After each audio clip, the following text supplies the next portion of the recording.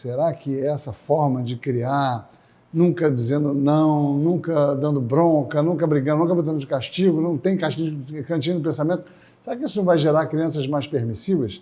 Será que eu não preciso colocar limites no meu filho? Essa palavra limites que é tão recorrente no mundo da criação de filhos, no mundo da educação infantil, e que eu comecei a admirar a Isa justamente quando eu vi a sacada genial que é Crianças Sem Limites, né? Que ela fala de uma forma muito apropriada, assim, crianças com muitos limites podem ser adultos limitados, a gente não quer exatamente isso para os nossos filhos. Como é que você lida com o equilíbrio nessa questão entre permissividade e autoritarismo? Qual é a tua orientação? Limites é um termo também extremamente vinculado à educação. E eu tenho para mim que a primeira vez que alguém vinculou limites à educação, essa pessoa estava pensando numa parte do limite, que é aquela: olha, você pode até aqui, ali tem outra pessoa, você vai incomodar. Olha, você pode falar nesse tom de voz, porque se você gritar, tem um vizinho, você vai incomodar. Então, essa orientação sobre como se portar, né, é extremamente positiva. Só que quando eu pego o termo limite, ele não é só isso. Limitar também é limitar, é pôr limite, é fica quieto, é senta aí, não vai falar nada agora. E aí eu limito o desenvolvimento, a expressão, a capacidade de expor as ideias e as vontades. Eu começo a limitar outras coisas, né? Porque o limite não é só orientação. E de uma forma, às vezes, inapropriada. Inapropriada. Né? De uma forma impositiva demais, autoritária demais. Por isso que eu falo que a parte boa do limite é a orientação. Então, as regras desse ambiente, isso é orientar, né? A forma adequada de conduzir nesse contexto, isso é orientar. Então, se você transformar limite em orientação, essa palavra, você fica só com a parte boa do limite, né? E você cria crianças sem limites. Que é um negócio que ficou tão forte para mim que eu dei o nome do meu livro, né? O primeiro livro chama Crianças Sem Limites. Por isso, porque eu acho que de tanta gente ficar limite, outra coisa que acontece, na ideia do limite, a gente quebra o vínculo. Porque você quer ser vinculado com alguém que te limita. Você ama e realmente quer estar perto de alguém que te limita. E tudo que é bom a gente quer sem limites. A gente quer felicidade sem limites, dinheiro sem limites, alegria sem limites, vida sem limites. Hã? Comida sem limites. Comida sem limite, não. Embora eu acho muito bom algumas, por exemplo, quando eu fui no nutricionista, ele falou que a melancia eu podia comer à vontade, eu amei. Gente, melancia é comida sem limites. Existe alguma coisa que eu posso comer sem limites, né? Então, é muito interessante. E, de novo, né, quando você fala na comida sem limites, você limita a pessoa. Olha que louco. Porque uma pessoa que come sem limites não é uma pessoa sem limites, é uma pessoa limitada. Não, e acaba que, da mesma forma que o não, né, o limite de colocar de forma autoritária vai se transformar, muitas vezes, num desejo a mais. Né? Aí que eu quero. Realmente, eu queria aquilo porque eu não posso aquilo. Né? Sabe que isso que você está falando me lembra uma história, né? Essa coisa de quando você proíbe ou nega, aí que a criança quer. Porque, aliás, aí não é mais a coisa que está em questão, é a disputa de poder. Exatamente. Né? Então, eu lembro uma vez, meu filho estava com uns 6 anos, e ele baixou um joguinho no celular. Né? E quando eu vi o joguinho, eu achei inadequado. Achei que não era legal. Então, a gente tem algumas questões ali, se for entrar nessa parte da tecnologia, né? Tem um monte de combinados em relação a isso e tal. Né? E ele estava dentro do combinado jogando um joguinho. E baixou um lá que eu achei que não era adequado. E aí eu olhei e tal, falei, você baixou um joguinho novo? Baixei, mamãe, olha aqui, tal, que ele tá baixando ótimo. E tinha muita violência, muita, assim, não tava nos meus valores, no meu entender, não estava adequado. E aí eu falei, interessante, falei, filho, você sabe que o alimento do corpo, né, traz as coisas que a gente precisa para o corpo, né? E se a gente comer coisa boa, a gente fica bem. Se a gente comer coisa ruim, a gente às vezes não fica bem. E o alimento da cabeça são as informações, né? Esse joguinho passa um monte de informações para sua cabeça. São informações boas ou ruins, hein? Esses alimentos aí para sua cabeça desse joguinho. Ele virou para mim e falou assim, é para eu deletar? Aí eu falei assim, eu não disse isso, né? Eu disse que é para você avaliar o que isso está te passando de bom ou de ruim, né? Depois que você fizer essa avaliação, você toma suas decisões. Porque se eu falo, deleta isso aí, menino, isso aí não é apropriado, não. O que vai querer fazer? Quem é que manda? Por que tá achando que manda em mim? É assim, negócio, não sei o quê? Ele não está incorporando os valores que você quer que ele incorpore. Não tem valores, não tem princípios, não tem reflexão, não tem tomada de decisão dele. né? Beleza, falei isso, saí de cena. Passados uns 15 minutos ele falou, mãe, deletei aquele, baixei outro, dá uma olhada aqui. Ele fez isso, né? Espontaneamente tomou a decisão, obviamente que influenciado por aquilo que eu coloquei, pela minha intervenção, né? Educativa, pedagógica, que promove reflexão. Então, às vezes não é tão difícil, né? Só que exige estudo, pensamento, para a gente ter ali o que eu vou fazer com isso, né? É muito interessante. Às vezes é só permitir o diálogo com a criança, né? Permitir tratá-la como se fosse um adulto, claro, fazendo as devidas adequações, mas entender que ali tem uma pessoa que pode aprender, que pode refletir, que pode avaliar, como você mesmo, aprender a avaliar, aprender a desenvolver valores e, em função, muitas vezes, da nossa intervenção. Isso é um bom exemplo. Em situações onde, como a gente vinha falando de permissividade versus autoritarismo, situações onde realmente uma criança, apesar de você estar tentando orientá-la de forma bacana, ela insiste num comportamento inadequado para aquela situação e você tem que tomar uma providência para, enfim, no mínimo, não constranger a ela ou a si mesmo. Como é que você age em situações? Como é que você orienta pessoas? Você tem alguma história que exemplifique isso? Sim. Teve uma vez que eu recebi uma amiga muito querida em casa e que ela tem 2 filhos. E o mais velho estudava com o meu, então eles já tinham nessa época 5, e o mais novo tinha 3. E a gente tem muita intimidade, é uma amiga mesmo querida, e os meninos mais velhos estavam brincando na varanda com uma coisa que molhava. E o mais novo pegou um brinquedo do meu filho, que era de pilha. E aí meu filho falou, ó, esse brinquedo é de pilha, não pode molhar, hein? Já pôs ali, né? O mais novinho, para quê falar que não pode molhar, né? 3. De 3 anos. 3 anos. Imediatamente foi lá na hora, no lugar onde estava molhado. Aí eu entrei. Falei, querido, esse brinquedo é aqui. Orientei o local onde era para brincar, em cima do sofá. Né? Você já entendeu, né? Ele fez assim, e foi pro sofá. Passados 2 segundos, o que ele fez? Foi de novo pro lugar, né, molhado. Vale dizer, gente, também, que provavelmente essa criança não vem dessa criação desde o começo respeitosa, porque senão ela não precisa. Se ela vem na criação respeitosa, ela não tem por que ficar desafiando e medindo poder, porque não é isso que está em jogo, né? Mas em alguns momentos isso acontece, tal, né? E mesmo com a tentativa dos pais, porque eu sou amicíssima da mãe, a mãe faz essa tentativa e tal, mas cada um consegue algumas coisas, né? Com um, com o outro, e esse menino, ele é incrível, assim, ele tem um temperamento violento, assim, ele é... Enfim, eu adoro. Eu sou apaixonada por esses. E aí ele foi. Você diz que você tinha esse mesmo tipo de temperamento, né? Identificação. Afinidade. Aí ele foi de novo lá. Aí pela segunda vez eu falei, querido, esse brinquedo é aqui que a gente brinca. Né? Então você vê que eu não fico falando, não pode, não vai, eu já falei, não me escuta, não tem nada disso. É segunda orientação. Na terceira vez eu falei, querido, a tia vai guardar esse brinquedo, tá? Porque você sabe onde é para brincar e não tá conseguindo brincar lá. Então eu vou guardar. Quando você se sentir pronto para brincar com esse brinquedo, onde é para brincar, você me fala que eu pego. Coloquei em cima da geladeira. O menino deitou no chão, esperneou, chorou e tal, né? Aí ele viu que não ia voltar, que espernear não ia adiantar.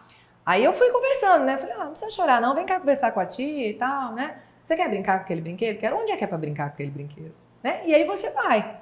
Você vai brincar aqui com aquele brinquedo? Vou te... Aí você pega. Aí ele vê que você tá falando sério, porque você precisa mostrar para a criança que você tá falando sério. Que você não tá brincando. Sabe? Então, a afetividade não exclui a firmeza. Não exclui as posturas peraí, aqui tem um jeito de funcionar. Existem coisas que não são adequadas a fazer. Você fez uma coisa que eu sempre também sugiro às pessoas trabalharem numa perspectiva de consequência e não de castigo. Isso. Você estava ali nessa situação não propondo um castigo. Você está propondo uma coisa que eu sempre sugiro que as pessoas trabalhem nessa perspectiva, que é a consequência. Ações têm consequências. Então, se uma criança ela repete uma ação inadequada, a consequência vai ser isso, vai ser remover o objeto daquela ação inadequada. E ela vai entender que aquela ação gerou uma consequência. Isso é um aprendizado para a vida inteira, inclusive. Tem uma história também parecida com essa do brinquedo, que eu acho também interessante, porque ela já projeta aí uma outra situação na vida que é recorrente, são recorrentes os conflitos, que é a adolescência, né? Uma amiga que tinha uma filha adolescente, sei lá, seus 12, 13, no auge daquela conflito com a mãe, especialmente menina com a mãe, né? Que geralmente essa é uma época onde há muita essa tensão.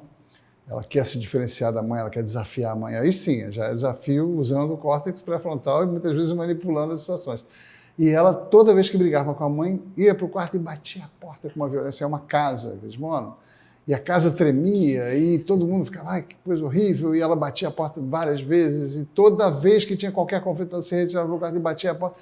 E a mãe dizia, para com isso, você não pode ficar batendo essa porta. Você tem que entrar no teu quarto, fecha a porta direito. Isso vai acabar quebrando a porta, isso vai acabar assustando as pessoas, os cachorros, não sei o quê. E recorrentemente avisando ela, para com isso.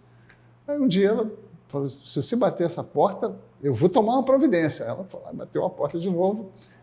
Ela saiu, a mãe chamou o marceneiro e tirou a porta.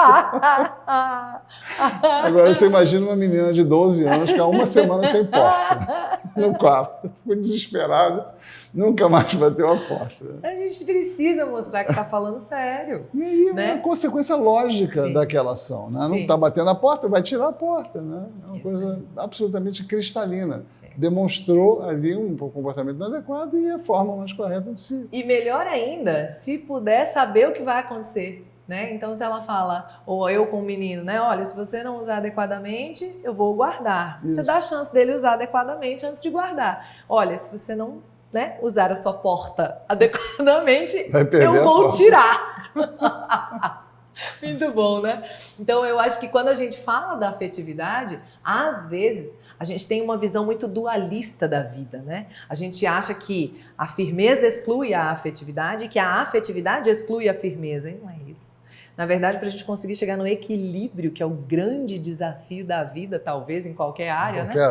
A gente precisa ter os contrapontos alinhados, né? E que coisa bonita quando a gente consegue aliar afetividade e firmeza, né? Que fluxo, né? Que isso pode nos trazer na relação com os nossos filhos, na relação com a vida em geral.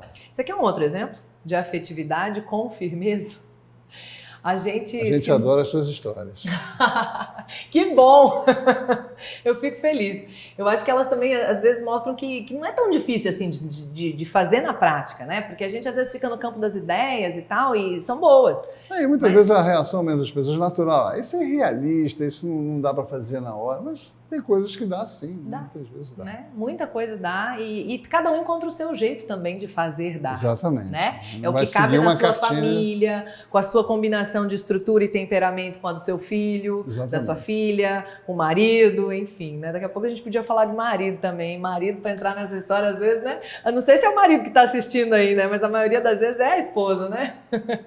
Mas tem uma história recente que eu passei com meu filho que mostra bem essa coisa da firmeza e da afetividade. Nós nos mudamos de Fortaleza para Campinas, né? E essa mudança é uma macro decisão, portanto a criança não participou dela. Ela foi preparada, informada, ela foi bem até, eu acho, preparada para isso, né? Respeitada nesse processo, mas não foi consultada. 6, 7 anos.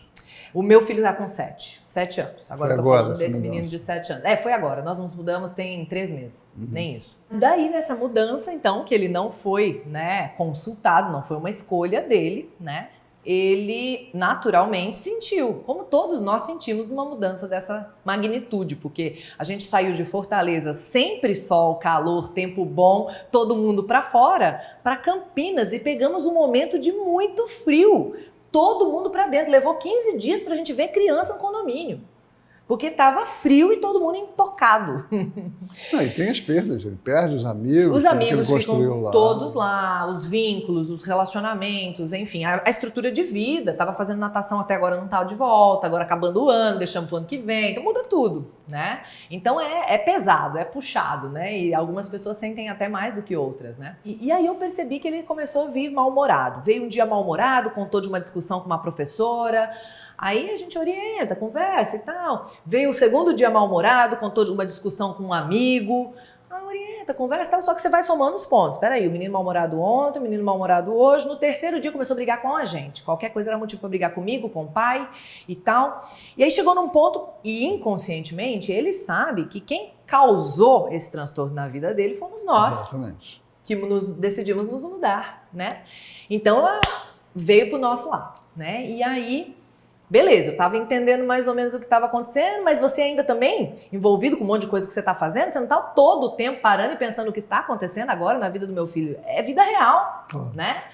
E aí, ali, ele começou a brigar, a gente começou também a segurar a onda, reagir, porque ali é todo mundo de temperamento forte, eu, o marido e o filho. Por isso que eu fui estudar, né, gente? Para sobreviver. Aí, ele virou uma hora e disparou. Você é muito chata! E aí eu, peraí. Eu xingo você? Não. Então eu não te dou esse direito. Você não vai me xingar. Vai pro seu quarto se acalmar. Então a hora que você falou nunca dizer não, nunca dar bronca, nunca mandar pensar, nunca... Talvez a palavra nunca seja um pouco exagerada. É quase nunca. Eu diria que tá lá, é o 5% da vida. Nos 95% a gente consegue na gentileza, na condução, na conversa, nos recursos nobres, marca o tempo, faz combinados, cria acordos, coloca as regras do ambiente criadas junto com a criança na parede, faz rotina, tem um monte de recurso. Mas tem 5% da vida que às vezes a gente precisa ser mais firme. Você não vai me xingar. Eu não aceito isso. Eu sou tua mãe e não faço isso com você. E depois da consequência desse xingamento, que é a interrupção daquela convivência, vai para o quarto, aí você pode depois ir até ele e a história continua. Exatamente. Tem um negócio interessante. Essa foi a parte da firmeza. Ah, sim. Aí eu fui pro marido e falei, marido, ele não tá bem. A gente se mudou, ele não estava bem ontem com o amigo, anteontem com a professora, hoje foi com a gente. Ele está precisando de chamego. Ele está precisando de dizer tamo junto. Ele está precisando de saber que a gente se mudou, mas que ele não está sozinho. Mesmo tendo perdido os 15 amigos do condomínio de Tempo Bom todo dia lá de Fortaleza. Né? E aí eu falei, vamos chamar ele para dormir com a gente essa noite? E aí a gente fez isso. Depois a gente conversou e tal, né? E inclusive trouxemos essa consciência para ele. Olha... A gente entende que a gente se mudou, pode ser que isso esteja causando mau humor, chateação, é normal, sabe? Faz parte. Só que você tem apoio, você não tá sozinho, não. Nós estamos com você. Quer dormir com a gente hoje? Quer. E foi, dormiu uns 3 dias na nossa cama e ficou bem. Voltou a ser o menino bom de sempre, tranquilo entre aspas, né? Com um temperamento forte, que é sempre dele, mas tranquilo de lidar, que consegue seguir combinados, que consegue conversar, enfim. Então é muito interessante, assim, é gentileza e firmeza. Né? Você tem que ter a firmeza para não deixar a criança te desrespeitar e a gentileza também para conseguir entender os processos dele, para conseguir aproximar, para conseguir estar junto, né? E aí você trouxe uma outra questão que eu acho que vale a pena também a gente mencionar, que é o casal conversar sobre uma coisa que a criança está vivendo, né? Vocês puderam, nessa conversa, não só tomar uma atitude que foi, digamos, um apoio importante, uma coisa que ele precisava naquele momento, mas também interpretar o que ele estava vivendo. Entender que o que ele estava vivendo tinha a ver com uma decisão de vocês, que ele estava projetando em vocês essa raiva e que ele precisava do apoio, da sensação de estar amparado, de estar apoiado.